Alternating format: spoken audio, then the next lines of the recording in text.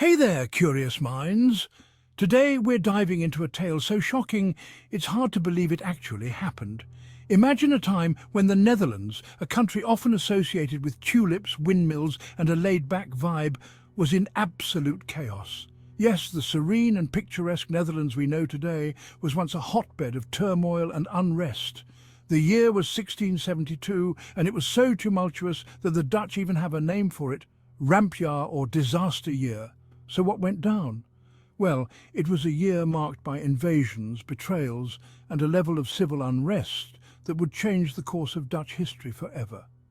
The Dutch Republic was under attack from all sides: France, England, and 2 German bishoprics. Imagine the pressure of defending your homeland from multiple powerful enemies at once. The very fabric of the nation was being torn apart, and in the midst of this chaos, the people turned on their own leaders. The social fabric was fraying, and trust in leadership was at an all-time low. Enter Johan de Witt, the Grand Pensionary, which is kind of like a prime minister.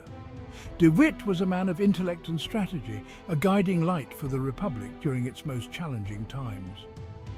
De Witt was a brilliant statesman who had guided the Republic through some pretty stormy waters, but in 1672 his luck ran out. The very skills that had once made him indispensable were now seen as insufficient in the face of overwhelming adversity. The Dutch were losing faith fast.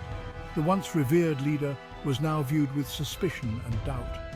People were desperate for a scapegoat, someone to blame for their suffering. They were ready to blame someone, and De Witt was in the crosshairs. The public's anger and frustration were reaching a boiling point. A military coup led by the Orangist faction, supporters of William of Orange, was brewing. The political landscape was shifting, and the Orangists saw an opportunity to seize power. De Witt's brother Cornelis was arrested on trumped-up charges of treason. This was a calculated move to weaken Johan de Witt's position and influence. Johan went to visit him in prison, and this is where things took a dark turn. The visit was supposed to be a moment of solidarity between brothers, but it quickly became a prelude to tragedy. A mob, furious and whipped into a frenzy, stormed the prison. The atmosphere was electric with rage and desperation. They dragged the brothers out onto the street. What followed was horrific. The mob's anger knew no bounds, and they were out for blood. The mob brutally murdered Johan and Cornelis de Witt. It was a scene of unimaginable violence and cruelty, but it didn't stop there. The mob's fury was insatiable. In an act that shocks historians to this day, parts of their bodies were cannibalized by the crowd.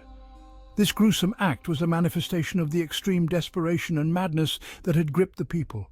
Why would they do this? What drives a crowd to such barbarity? Some say it was out of sheer desperation and anger.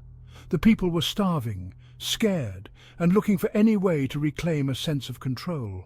Others suggest it was a deranged attempt to gain some sort of power or courage by consuming their enemies. In times of extreme crisis, people can resort to the most unimaginable acts. Whatever the reason, it stands as one of the most chilling events in Dutch history.